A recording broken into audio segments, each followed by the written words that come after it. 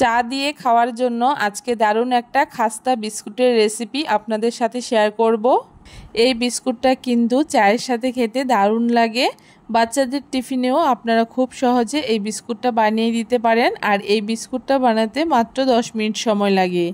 চা তৈরি হওয়ার আগেই তৈরি হয়ে যায় এই বিস্কুটগুলো। একদিকে চা বসিয়ে দিয়ে আরেকদিকে এই বিস্কুটটা খুব সহজেই তৈরি করে নিতে পারবেন। নমস্কার বন্ধুরা, মন কিচেনে আপনাদের সবাইকে স্বাগত। আশা করি আপনারা সবাই খুব ভালো আছেন। আজকে দারুণ স্বাদের একটা খাস্তা বিস্কুটের রেসিপি আপনাদের সাথে শেয়ার করছি। তার জন্য প্রথমে একটা বাটি নিয়ে নিয়েছি আর এখানে একটা চায়ের কাপ নিয়েছি। এই চায়ের কাপ মেপেই কিন্তু আমি সমস্ত উপকরণগুলো ব্যবহার করব, তাহলেই কিন্তু বিস্কুটগুলো খুব সুন্দর হবে। এখন এখানে দেখুন ওই চায়ের কাপ মেপে 1.25 কাপ আমি বাটার দিয়ে দিয়েছি। আর বাটারটাকে আমি একটুখানি গলিয়ে ব্যবহার করেছি, তবে আপনারা চাইলে কিন্তু ফ্রিজ থেকে আগে থেকে বের করে রাখবেন। তারপরে যে বাটারটা গলে যাবে সেই বাটারটা সরাসরিও ব্যবহার করতে পারেন। এখন এখানে আমি ওই একই কাপ মেপে 1 কাপ দিয়ে দিচ্ছি গুঁড়ো চিনি। অবশ্যই এইখানে গুঁড়ো চিনিটাই ব্যবহার করতে হবে, তাহলে কিন্তু চিনিটা খুব তাড়াতাড়ি গলে যাবে। তারপর এখানে আমি ফ্লেভারের জন্য 2টো এলাচের দানা গুঁড়ো করে সেই এলাচের দানাটাকে ব্যবহার করেছি। আপনারা চাইলে কিন্তু আপনাদের পছন্দ মতো যে কোনো ফ্লেভার এখানে ব্যবহার করতে পারেন। এখানে আপনারা ভ্যানিলা ফ্লেভারও ব্যবহার করতে পারেন। এখন একটা হ্যান্ড ব্লেন্ডারের সাহায্যে সমস্ত কিছু একসাথে খুব ভালো করে মিশিয়ে নিচ্ছি। মোটামুটি 5 মিনিট মতো একটুখানি মিশিয়ে নিতে হবে।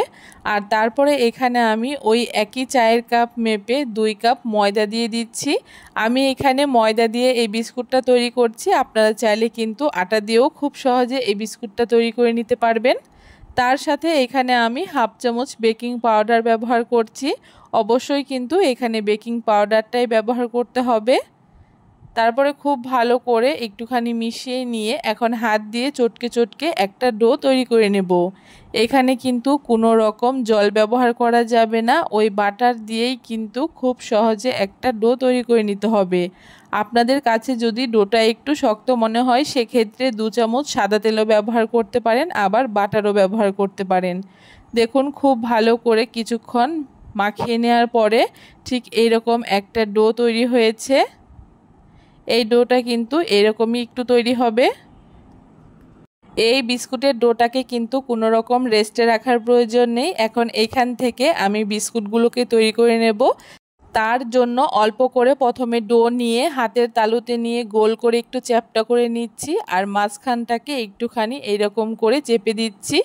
আর এইরকম করে সবগুলো বিস্কুট আমি তৈরি করে নিচ্ছি। আমি এখানে গোল গোল করে বিস্কুটগুলোকে তৈরি করছি। আপনারা আপনাদের পছন্দ মতো যে কোনো শেপ দিয়ে এই বিস্কুটগুলোকে তৈরি করে নিতে পারেন। দেখুন এক এক করে সবগুলো বিস্কুট আমার তৈরি করে নেওয়া হয়ে গেছে। এখন বিস্কুটগুলো বেক করার জন্য এখানে একটা থালা নিয়ে নিয়েছি। আর থালার উপরে একটা বাটার পেপার পেতে এক এক করে বিস্কুটগুলোকে দিয়ে দিচ্ছি। আর মাঝখানে একটুখানি চেপে আমি একটা ডিজাইন তৈরি করে নিচ্ছি। এইরকমভাবে সবগুলো বিস্কুট আমি বাটার পেপারের মধ্যে দিয়ে হাত দিয়ে মাঝখানটাকে চেপে দিচ্ছি। আর বিস্কুটগুলোকে আরও দেখতে ভালো লাগার জন্য বিস্কুটগুলোর মাঝখানে আমি এক একটা করে টুটি ফুটি দিয়ে দিচ্ছি। আপনারা আপনাদের পছন্দ মতো যে কোনো ড্রাই ফ্রুটস কিন্তু এখানে ব্যবহার করতে পারেন। দেখুন এক এক করে সবগুলো বিস্কুটের মধ্যে আমি টুটি ফুটি দিয়ে দিয়েছি। আর বিস্কুটগুলো এখন দেখতে কতটা সুন্দর লাগছে। এখন বিস্কুটগুলোকে আমি বেক করে নেব। তার জন্য উনানে আগে থেকে একটা কড়াই মিডিয়াম আছে 5 মিনিট আমি গরম করে নিয়েছি।